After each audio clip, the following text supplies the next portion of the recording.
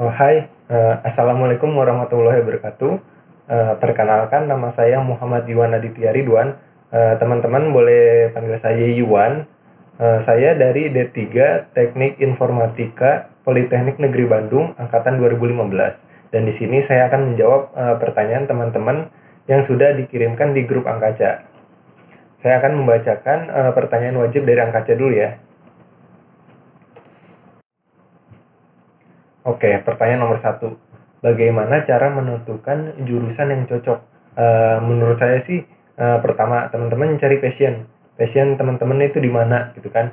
Ya kalau misalkan teman-teman suka komputer, ya berarti cari jurusan komputer. Atau enggak teman-teman suka akuntansi, ya berarti cari jurusan akuntansi. Yang kedua yaitu teman-teman tanya orang tua, minta saran orang tua. Siapa tahu orang tua teman-teman udah tahu gitu jurusan yang terbaik buat teman-teman. Yang ketiga itu tanya teman seangkatan atau kakak kelas yang sudah kuliah gitu. Tanya jurusan apa aja yang ada di kuliah tersebut, atau di jurusan itu belajar apa saja. Siapa tahu teman-teman tertarik di jurusan tersebut gitu. Oke, sekarang nomor 2 ya. Apa saja yang dipelajari di jurusan terkait?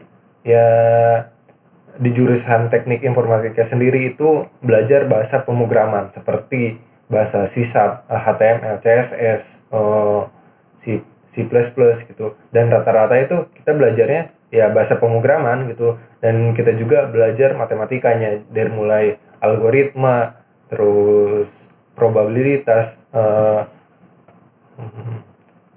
dan masih banyak lainnya gitu.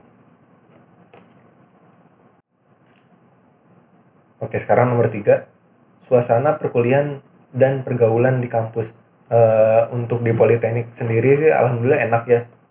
Di sana dingin karena kita di Bandung, apalagi kita di puncak gitu. Politeknik Negeri Bandung itu dekat Lembang gitu kan.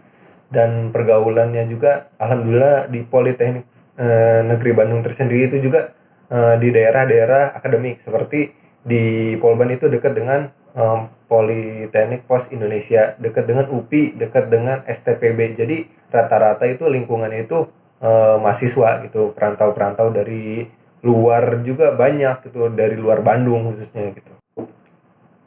Yang nomor 4, peluang yang diberikan saat di kampus gitu.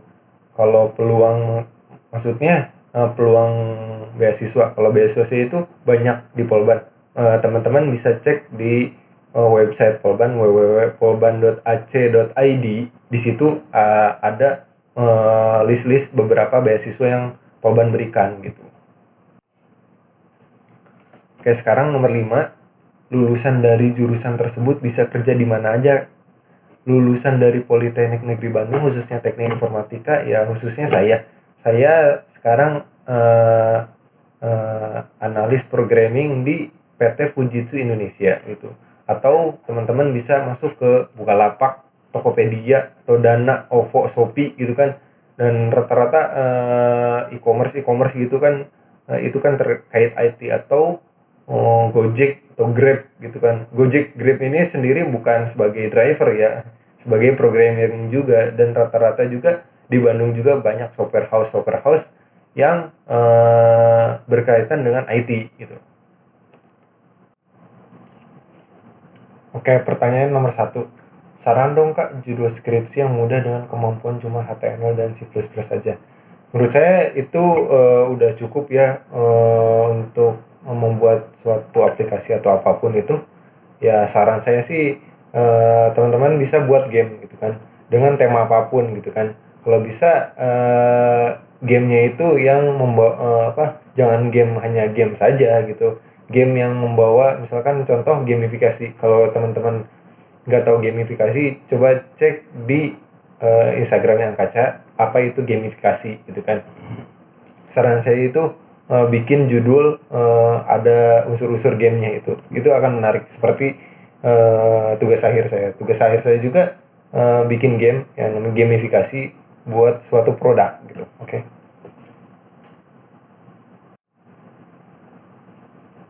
Oke, sekarang nomor 11. Teknik informatika itu susah nggak sih Mas? Kalau Mas sendiri, apa motivasi memilih jurusan informatika? kalau dibilang susah mungkin semua jurusan pasti susah gitu ya. Ya tergantung niatnya kita gitu. Kalau misalkan menganggap itu susah, ya sesuatu itu bakal susah. Tapi kalau misalkan menganggap itu sesuatu itu mudah, itu bakal mudah gitu. Kalau misalkan motivasi mungkin dari tujuan. Pertama saya dulu tujuan saya ingin lulus, saya ingin berkuliah di teknik informatika. Yang kedua, saya ingin lulus sebagai mahasiswa teknik informatika. Dan juga mungkin motivasi paling penting saya itu orang tua. Karena orang tua itu biasanya ketika saya down dengan perkuliahan, saya curhat ke orang tua dan biasanya orang tua itu bakal memberi semangat buat kuliah lagi gitu.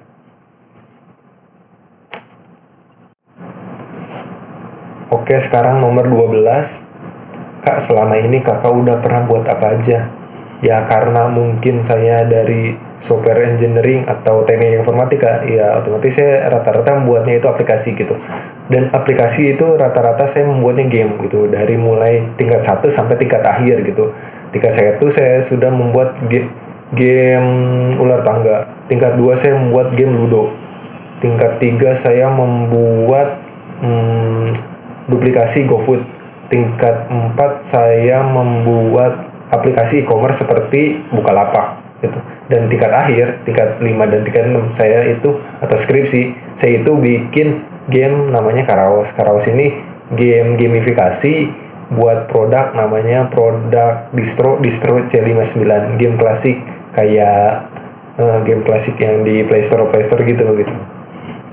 Oh iya, saya juga pernah bikin VR manasik haji dan umroh gitu. Jadi ketika calon haji atau umroh itu kita bisa lihat pakai VR gitu. Jadi bisa lihat 360 derajat itu video di Mekah dan di Madinah gitu.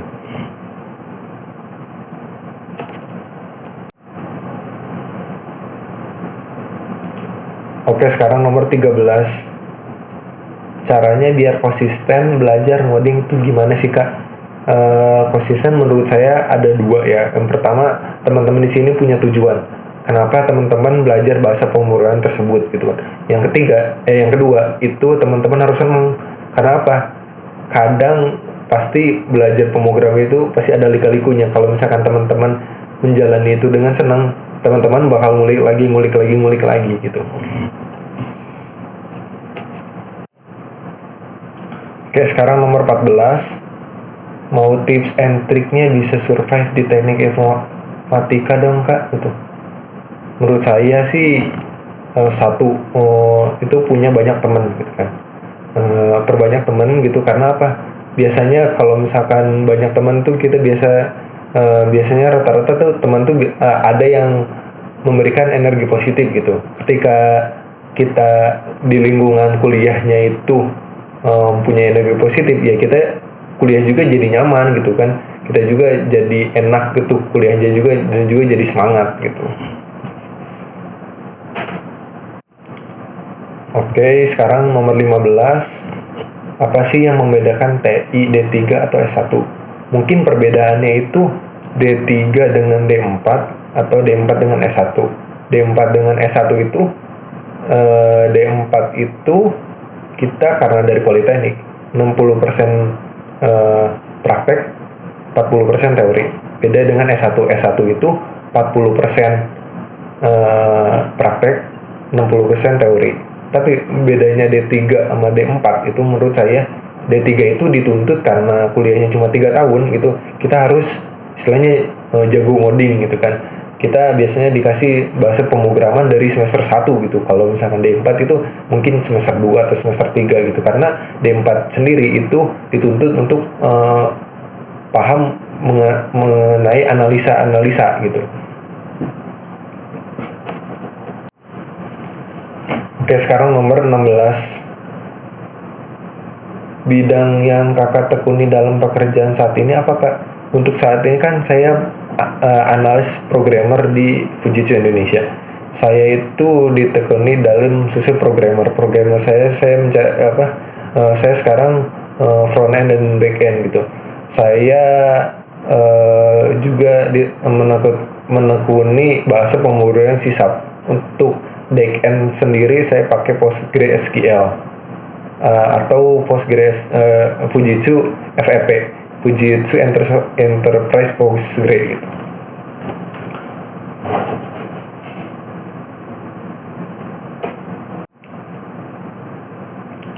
Oke, sekarang nomor 17. Bagaimana sih Kak supaya kita selalu semangat dalam kuliah? Balik lagi ke niat teman-teman ya kan. Teman-teman itu kuliah kan pasti ada tujuannya kan gitu kan. Ya kalau misalkan teman-teman ketika down itu ingat lagi tujuan teman-teman itu kuliah di jurusan tersebut apa, atau teman-teman bisa mencari teman sebaya atau teman seangkatan di kuliah dan membuat itu semangat. Karena apa? Kalau misalkan ada lingkungan yang bikin positif, pasti teman-teman juga biasanya kebawa positif gitu loh.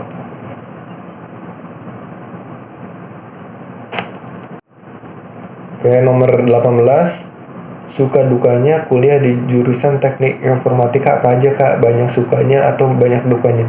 Menurut saya pribadi sih balance ya. Ya pasti ada sukanya, pasti ada dukanya. Ya sukanya ternyata teknik informatika itu banyak banget gitu. Kita bisa bikin aplikasi-aplikasi yang bermanfaat gitu kan. Nah, seperti contohnya saya pernah bikin VR Manasik Haji itu kan menurut saya bermanfaat untuk calon-calon jamaah haji atau umroh gitu kan. Kalau dukanya ya mungkin ya terkadang saya mempelajari suatu bahasa pemrograman itu tidak mudah, butuh berhari-hari atau berbulan-bulan sampai dapat memahami bahasa pemrograman tersebut gitu. Oke, sekarang pertanyaan nomor 2. Kenapa kakak memilih jurusan teknik informatika? Ya kenapa saya memilih itu karena waktu SMA saya senang komputer gitu, dan alhamdulillah mungkin dari SMA saya sudah menemukan passion saya sih ngapain, saya nggak tahu kenapa ketika saya berada di depan komputer saya kelihatan enjoy gitu dan asik gitu, dan juga saya kadang suka ngulik apa aja sih kira-kira program yang ada di jurusan teknik informatika itu, seperti bahasa-bahasa pemrograman atau masalah-masalah editing gitu. Saya dari dulu senang ngulik orangnya gitu. Oke, sekarang nomor 4. Apakah benar jurusan informatika mapel yang sangat ditonjolkan itu yang matematika gitu? Benar sekali, karena apa? Dari kata informatika itu ada kata matikanya gitu kan. Jadi teman-teman di sini harus menguasai pelajaran matematika. Karena apa? Dasar dari teknik informatika sebenarnya ada 2, algoritma sama matematika gitu. Oke, sekarang nomor 5. Kak, prospek kerja teknik informatika apa saja ya? Mungkin prospek kerjanya atau lulusan dari informatika seperti apa? Itu mungkin sama pertanyaannya itu sama yang sebelumnya dan ini. Oke, sekarang nomor 6. Sudah pernah belajar bahasa Python belum Mas? Kalau sudah lebih ribet atau gimana? Kalau Python jujur saya belum, tapi saya pernah dengar Python tersebut sekarang lagi ke ranah machine learning gitu. Kalau teman-teman nggak tahu nggak tahu machine learning, teman-teman bisa searching apa itu machine learning gitu kan. Terus kalau misalkan ribet atau gimana, saya belum pernah pakai bahasa Python, tapi dengar dari teman saya katanya itu lebih mudah daripada C# atau C++ katanya.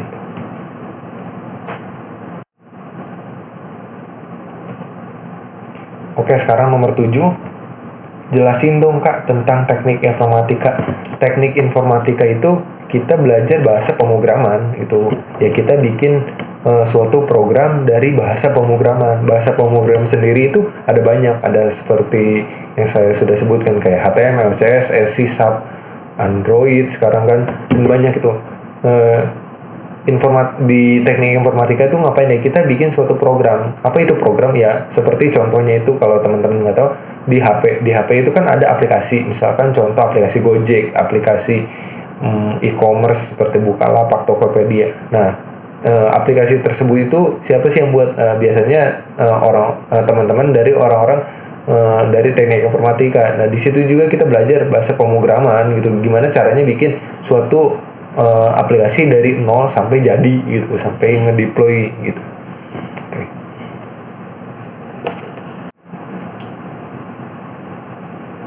Oke, sekarang nomor 8, tips lolos politeknik. Saya waktu masuk Politeknik Negeri Bandung itu jalur akademik ya. Menurut saya yang pertama, teman-teman harus kuat dari pelajaran yang terkait jurusan itu. Misalkan contoh saya teknik informatika itu waktu itu harus kuat di IPA. Ya, saya kuatin di pelajaran IPA. Dan juga yang kedua itu teman-teman harus aktif. Aktif ini dalam segi seminar ataupun lomba-lomba. Kalau bisa lomba-lomba terkait, misalkan contoh dulu saya ikut lomba tentang informatika gitu. Jadi saya lampirkan gitu beberapa sertifikat-sertifikat yang mulai dari seminar dan juga lomba-lomba terkait informatika gitu.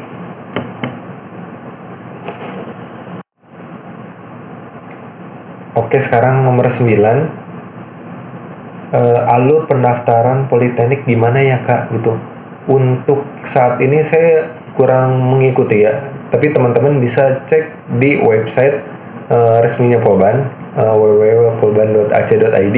Di situ biasanya ada informasi gimana caranya teman-teman masuk atau daftar ke Politeknik Negeri Bandung, atau teman-teman bisa tanya ke TU-nya teman-teman gitu. Biasanya TU-nya itu sudah dikasih tahu gitu gimana caranya masuk ke politeknik gitu.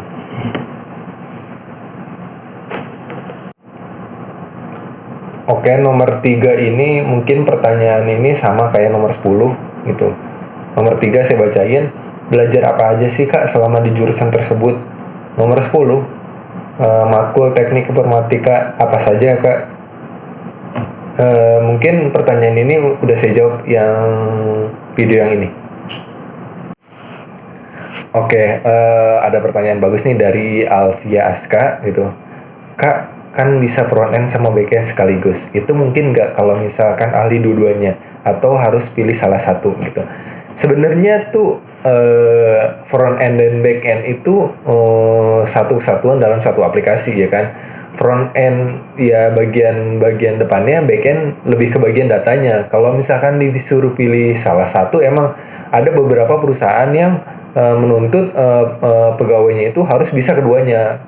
Seperti saya, kalau dituntut untuk bisa back end dan dituntut harus bisa front end gitu. Sebenarnya kalau disuruh milih salah satu, dulu saya lebih senang ke front end, tapi karena tuntutan dari perusahaan harus bisa keduanya ya, jadi mau nggak mau saya harus membalanskan antara front end dan back end gitu. Tapi kalau misalkan dari beberapa perusahaan, kayak teman saya ada kok beberapa perusahaan yang hanya front end doang gitu, atau hanya back end doang, itu tergantung perusahaannya itu sendiri.